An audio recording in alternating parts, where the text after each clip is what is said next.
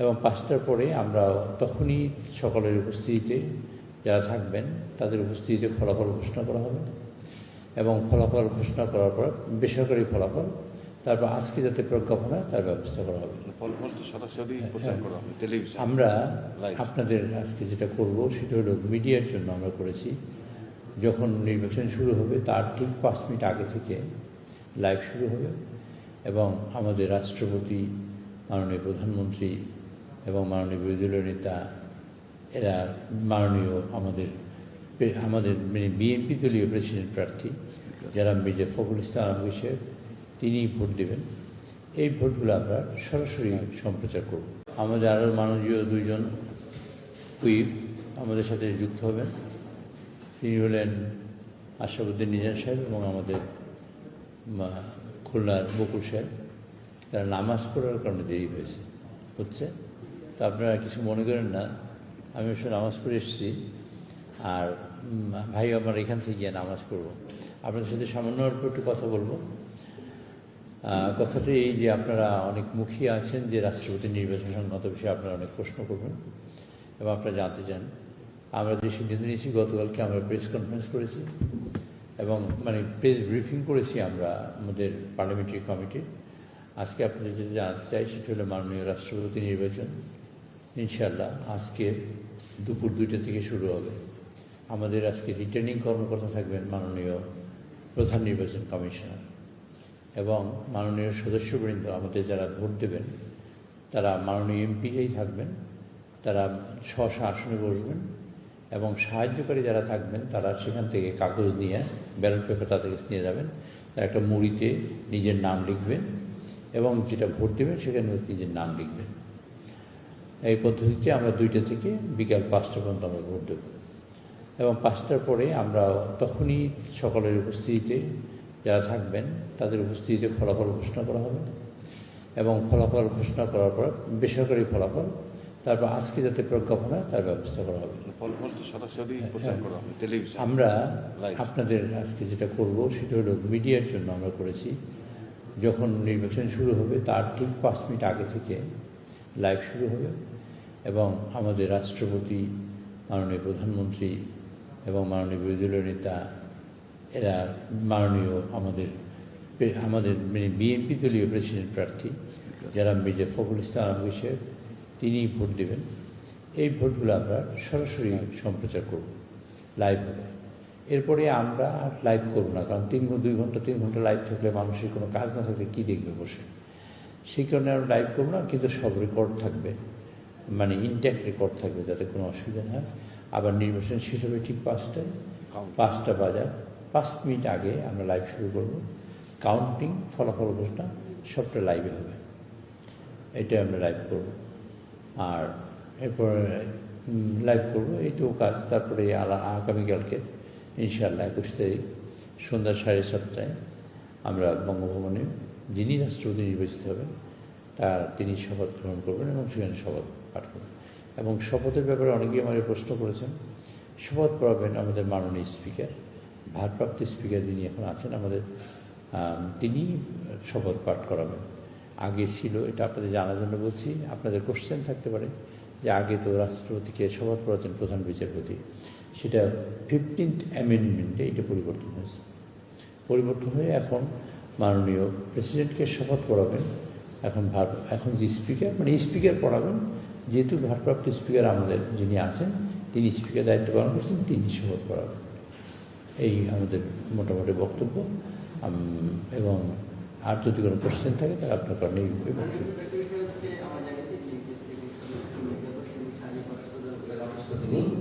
তিনি ভোট দেবেন কিনা বা তিনি কিছু জানিয়েছেন কিনা।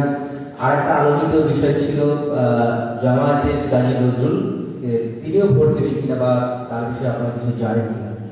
আচ্ছা, মির্জা ফখরুল ইসলাম সাহেব অসুস্থ না? তিনি সুস্থ। মির্জা আব্বাস সাহেব তিনি জানিয়েছেন তিনি অসুস্থ, তিনি আসতে পারবেন না, এই জন্য তিনি মাননীয় প্রধানমন্ত্রীর সাথে কথা বলেছেন। আর এই দলের ছুটি দেওয়ার সুযোগ আছে শুধুমাত্র দলীয় প্রধানের, অন্য কারো ছুটি দেওয়ার কোনো সুযোগ নেই, ইখতিয়ার নেই। এখানে আমাদের দলের পক্ষ থেকেই সিদ্ধান্ত হবে তার সকলের ব্যাপারে। উনি জানিয়েছেন যে উনি অসুস্থ, উনি আসতে পারবেন না। এবং উনি ভোট দিতে পারবেন না। আর নজরুল ইসলাম সাহেব ভোট দেবেন কি না সেটা তার দল বলতে পারবে, সে ব্যাপারে আমার নলেজ নেই। তো দল সিদ্ধান্ত নিলেই কেবল সেই সিদ্ধান্ত অনুযায়ী কাজ হবে। মাননীয় চিফ হুইপ, আপনার যে প্রার্থী মেজর ফখরুল ইসলাম আলমগীর সাহেব তিনি ঠাকুরগাঁও 1 আসনের সংসদ সদস্য, তো সেই ক্ষেত্রে তিনি রিজাইন করেছেন কিনা সংসদ সদস্যের পদ থেকে, বা কি অবস্থা? উনি শপথ না নেওয়া পর্যন্ত কোনো পদ থেকে তিনি রিজাইন করবেন না। যখন শপথ নেবেন অটোমেটিক্যালি তার পদ শূন্য হবে, সংসদ সদস্যের পদ, এবং সেখানে নতুন করে সংসদ সদস্য নির্বাচিত হবেন। কাজী আর মন্ত্রী হিসেবে তিনি আছেন, আগামী যখন শপথ নেবেন তখন থেকে তিনি আর মন্ত্রীও থাকবেন না, তখন তিনি মহান রাষ্ট্রপতি।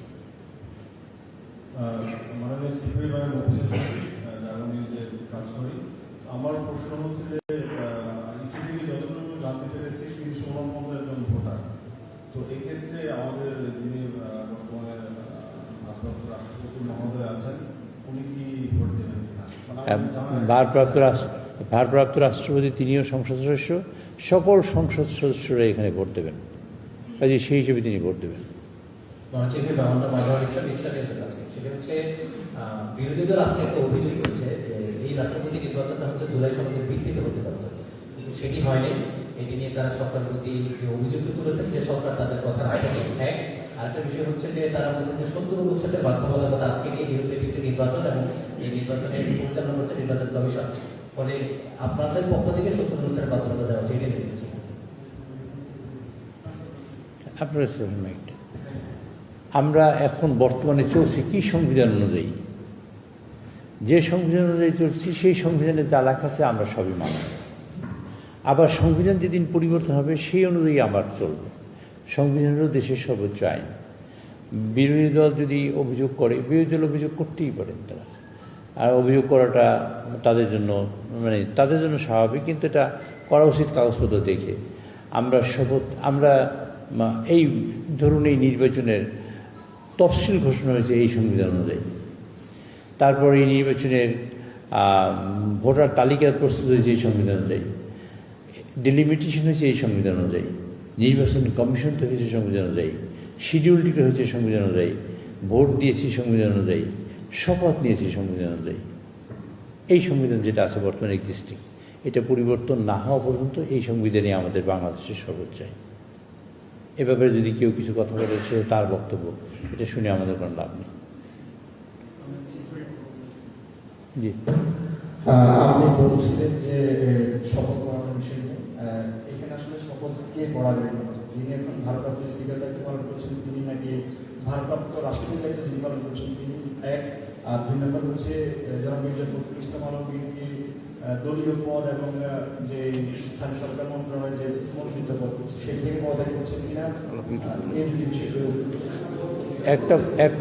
দুইটা প্রশ্ন উত্তরই আগে দিয়েছি। ভারপ্রাপ্ত রাষ্ট্রপতি তিনি শপথ পড়াবেন না, স্পিকার যিনি তিনি শপথ পড়াবেন। সেই হিসেবে বর্তমানে স্পিকারের দায়িত্ব পালন করছেন আমাদের ডেপুটি স্পিকার সাহেব, তিনি শপথ পড়াবেন। একদম পরিষ্কার কিনা আপনাদের কাছে? আর দ্বিতীয় প্রশ্ন করলেন কি? এই যে ভাই দ্বিতীয় প্রশ্ন করলেন কি জানো? ওইটাই আগে যেটা করছিলেন সেটা। আচ্ছা, আমি এটা পরিষ্কার বলেছি, মাননীয় রাষ্ট্রপতি যিনি নির্বাচিত হবেন তিনি আমাদের যদি হন আমাদের ভোটে মির্জা ফখরুল ইসলাম আলমগীর বিএনপি দলীয় মনোনীত প্রার্থী এবং তার জোটের মনোনীত প্রার্থী, তিনি যদি নির্বাচিত হন তবে তিনি যখন শপথ নেবেন তখন থেকে অটোমেটিক্যালি তার তিনি পদত্যাগ কোথাও থেকে করেননি, তখন থেকে তার পদত্যাগ এমনি অটোমেটিক্যালি হয়ে যাবে।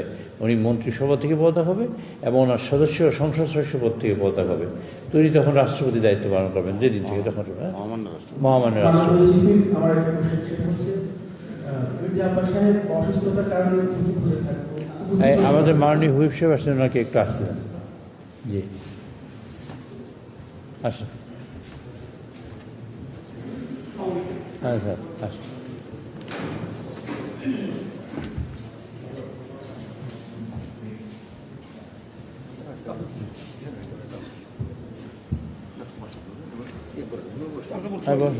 আরে বসো, আপ পাইলে। আরে ভাই বসো তো।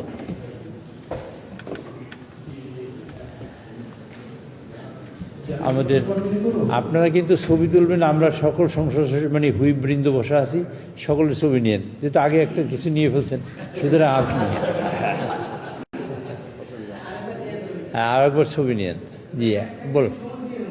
জি আমি সময় দিয়েছি, আপনারা বলেন আর কোনো প্রশ্ন? জি, আমার প্রশ্নটা ছিল হচ্ছে আব্বাস সাহেব অসুস্থতার কারণে ভোট দিতে পারছে না, ওনার ভোটের বিষয়ে সিদ্ধান্তটা কি হবে, এবং কেউ যদি ভোট দিতে উপস্থিত না হতে পারে কোনো কারণবশত, খুব করে অসুস্থ হয়ে পড়লো বা আসতে পারলো না, আপনাদেরকে জানাতে পারলো না, সেক্ষেত্রে আপনাদের দলীয় কি সিদ্ধান্ত আসবে? এটা দলীয় চেয়ারম্যান মহোদয় তিনি সিদ্ধান্ত গ্রহণ করবেন। তবে আর্টিকেল 70 অনুযায়ী সংবিধানের সেখানে যে বিষয়টি আছে সেটা হলোই দলের সিদ্ধান্তের বাইরে কোনো ভোট দিতে পারবেন না। আর আর্টিকেল 70-এর খ আপনারা সেটা দেখবেন, দেখে আপনার এরপরে এই অনুযায়ী সিদ্ধান্ত হবে, এটা সংবিধান অনুযায়ী সিদ্ধান্ত হবে। কেউ যদি আসতে না পারেন, এখন একজন মানুষ অ্যাক্সিডেন্ট করেছেন, সিরিয়াসলি অ্যাক্সিডেন্ট করেছেন, কেউ অসুস্থ হয়ে পড়লো সিরিয়াসলি, কারো হার্ট অ্যাটাক করলো যার পক্ষে কোনো সম্ভব না, কেউ স্ট্রোক করলো, এগুলো তো অন্য বিষয়। যে বিষয়ে থাকুক কেন সেটা সংবিধান অনুযায়ী এবং দলীয় সিদ্ধান্ত অনুযায়ী সিদ্ধান্ত হবে সকল। ইসলামী আন্দোলনের আরেকজন প্রার্থী আছেন, তিনিও গণমাধ্যমে জানিয়েছিলেন যে তিনি ভোট দিবেন কিনা সিদ্ধান্ত নেয়নি। ভোট না দিলে সেটিতে সংসদে জানাতে হয়, আপনাদের এরকম জানিয়েছি কিনা? বা ইসলামী আন্দোলনের প্রার্থীকে সংসদের নাম কি বলেন তো? ওনার নামটা এই মুহূর্তে মনে আসছে না, মানে উনি জানিয়েছিলেন। আচ্ছা, ইসলামী আন্দোলন আপনার একটা কথা বলি, দল হলো বিএনপি এবং বিএনপি দলীয় দাদা জোট আছে, দলীয় জোটের পক্ষে আমরা কথা বলছি। আচ্ছা, দলের সিদ্ধান্ত হলো দলের, তারপর জোট অলিউল্লাহ হাসান অলিউল্লাহ। আচ্ছা আমি জানি, আপনাকে জিজ্ঞেস করছি কার কথা বলতে চাচ্ছেন। আচ্ছা, আর সকলের ক্ষেত্রে এটা হলো তার নিজস্ব দল সিদ্ধান্ত নেবে। আর দল যদি মনে করে ভোট দিবেন দিতে পারেন, অমুক পক্ষে ভোট দিবেন দিতে পারেন, অমুকরে দিবেন দিতে পারেন, এটা হলো তাদের দলের সিদ্ধান্ত, দলীয় কোনো সিদ্ধান্ত থাকে। আর স্বতন্ত্র প্রার্থীরাও তারা তাদের মতো সিদ্ধান্ত গ্রহণ করবেন। সুতরাং আমরা আমাদের দলের কথা বলছি। দল এটার যেহেতু এখানে স্ট্যান্ডিং কমিটি আছে এবং আমাদের দলীয় সংসদ নেতা মাননীয় প্রধানমন্ত্রী দলীয় চেয়ারম্যান, কাজে এই ব্যাপারে দল সিদ্ধান্ত নেবে। কেউ ভোট দিতে না পারলে তার ব্যাপারে কী সিদ্ধান্ত গ্রহণ করবে সিদ্ধান্ত নেবে দল। আপনি